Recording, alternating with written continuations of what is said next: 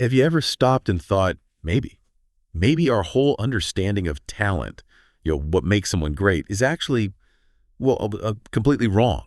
Like, what if we've been searching in all the wrong spots for what really drives people to be exceptional? That's really the big question we're diving into today, exploring Adam Grant's fascinating work in Hidden Potential, the Hidden Potential Playbook. So our mission here is pretty straightforward. We're taking the sources you've given us, these really potent bits from Grant's book, and we're going to, pull out the absolute key insights, the aim, to give you a shortcut, basically, to understanding how to unlock potential for yourself, maybe your team, maybe even your whole company. It's about shifting how you see things. Yeah, and Grant, he really goes after this deep-seated myth, doesn't he? That greatness is just something you're born with. Instead, he lays out this really strong case that it's things like systems of opportunity, getting lots of feedback quickly, and interestingly, even deliberate discomfort. Those are the real engines of incredible growth. It fundamentally changes how we tend to spot talent, how we coach it, how we reward it. It's a total reset, really. Absolutely. And it's just packed with stuff that can genuinely make you rethink potential. Mhm. Okay, let's unpack this. So maybe we start right where Grant does, with this core idea. Systems beat genes. Yeah. He's basically saying, look, it's not about being born brilliant. It's much more about the environment, right? The Mhm. chances you get. That feels like a pretty big challenge to traditional thinking. Oh, it absolutely is. Grant argues that, exceptional growth isn't just down to individual talent. It's really driven by having good systems in place, getting that high density feedback, like we mentioned, and actively engaging in, well, deliberate discomfort. And that flies right in the face of how many organizations work. Always looking for the natural talent instead of maybe building the right environment for talent to grow. Right. And it goes beyond just knowledge, doesn't it? He seems to argue it's deeply about who you are as a person. What does he mean by that exactly? Well, that's where it gets really interesting, I think. Grant shows pretty convincing evidence that these things he calls character skills, being proactive, sticking with things, bouncing back from setbacks, resilience. These skills actually end up being more predictive of success than pure cognitive ability, especially when the work gets complex. His data suggests the quickest way to lift someone's potential isn't just teaching them more stuff, but to widen the floor. He calls it scaffolded struggle. Think about like learning to ride a bike with training wheels. You still struggle, you might wobble, but you don't crash completely. There's support. He boils it down to this great line. Character compounds faster than IQ. Huh. That really clicks. Okay, so here's a concept from the book I found. Well, really intriguing. Vuja de. It sounds like the opposite of deja vu, yeah. Exactly. Vuja de is it's this disciplined practice of looking at familiar things you know inside out, but through completely fresh eyes. It's not just stumbling on something new. It's about intentionally making yourself see the familiar differently. Like look at your daily commute or a routine meeting and ask, how would an outsider, someone totally new, see this? How could it be better? Yeah. That kind of mental shift can unlock innovation in really ordinary places. Basically, fresh lenses unlock latent value. That's brilliant. It makes you wonder how much potential is just sitting there overlooked in our daily routines. Okay, and speaking of learning, what does Grant's research say about the best ways for us, for you listening, to really absorb new knowledge deeply? It's kind of surprising. Yeah, the data is quite stark, actually. He points to these longitudinal studies showing that learners who actually take the time to teach what they've just learned, they end up retaining about 90% more of the information. And not just that, they get about 65% faster at solving new related problems. So it's more than just a study hack. It actually changes how your brain processes the information, turns passive learning into active ownership. Plus, it creates these community multiplier effects, as he calls them. The core idea, teaching is learning squared. It's exponential. Wow, teaching is learning squared. I Yeah. like that. And that seems to lead us right into another key part of growth, feedback. But specifically, it's not just getting feedback, it's the speed, isn't it? Precisely. Speed is crucial. Grant highlights research where organizations ditched the old annual review, the slow, often dreaded process, and they replaced it with quick, weekly, maybe 2-minute pulse feedback check-ins. The result.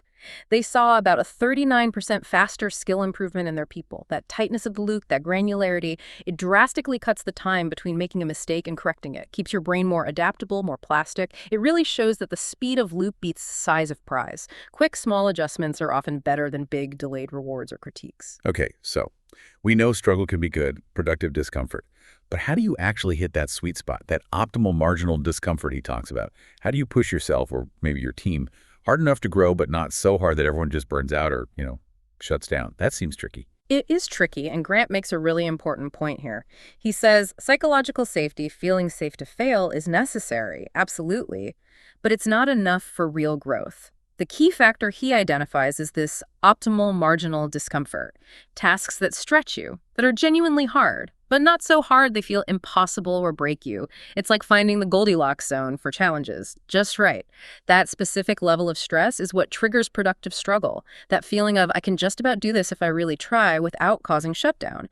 It proves that sweet spot stress is scalable. Finding that Goldilocks zone. Yeah, that makes a lot of sense. Okay, so we focused a lot on individual stuff, habits, mindsets. How do we take these ideas bigger? How do we create environments, like whole teams or organizations, where this kind of growth can really flourish systemically, not just relying on individuals? Well, one powerful mechanism Grant points to is role rotation. He uses examples from all over Olympic coaching teams, Broadway directors. They show that deliberately moving people through different, often unfamiliar roles every 6 to 12 months. It tends to create what he calls polymaths. These are people who become really good at seeing connections across different areas, patterns that specialists might miss precisely because they've had varied experience. The takeaway is pretty clear. Rotation fuels innovation. That's really insightful. Mixing things up builds broader skills. Okay, but let's get super practical for everyone listening right now. How can you actually start putting these ideas into practice without needing a massive new budget or trying to overhaul your entire organization overnight? Are there smaller, doable steps? Oh, definitely. Grant offers a really practical toolkit, things that don't necessarily cost much money or require massive restructuring.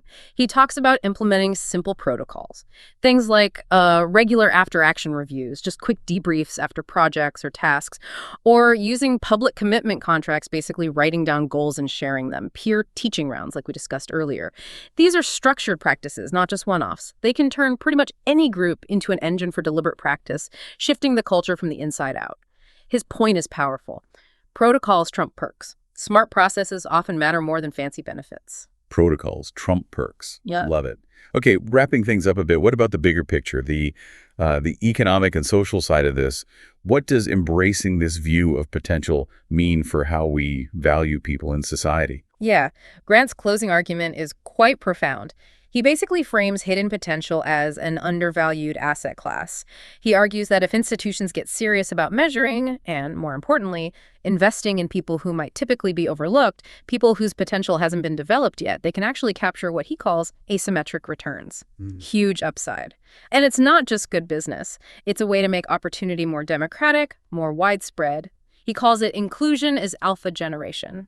Finding talent where others aren't looking gives you an edge. So what does this all mean? I guess it means excellence isn't nearly as rare as we think. It's not some scarce resource we have to find. It's often just, miscultivated, right? Yeah. It's there, waiting to be grown. Exactly. And if we connect this to the bigger picture, Grant's Hidden Potential is essentially giving leaders a playbook, a guide for taking people who might seem average and helping them become leaders in their field. It's all about intentionally redesigning those feedback loops we talked about, building rituals for accountability, crafting stretch assignments that hit that sweet spot of discomfort. It powerfully makes the case that potential is policy. The systems and rules we create have a massive impact on uncovering potential. Yeah, the core takeaway really seems to be potential isn't just something you find, it's something you can actively build. It's a journey you undertake, not just a treasure hunt. So reflecting on all this, greatness isn't purely innate, it's built through deliberate systems, through character that's cultivated, through feedback that's fast and useful, and through that smart, productive discomfort. This dive into hidden potential really does flip the script on how we usually think about getting better, about success. It really does. And by taking these ideas seriously, by actually changing your approach to how you see and develop talent, whether that's your own talent or the talent in your organization, you genuinely have the power to unlock so much potential that's just been sitting there hidden. It's a huge shift. So maybe the final thought for you to take away is this. What overlooked potential is sitting right there in your life, or maybe on your team, in your organization? Potential just waiting for a small shift in a system, or maybe just a fresh perspective to unleash it. Where could you apply a bit of vuja day or find that optimal marginal discomfort, maybe even this week? Something to think about.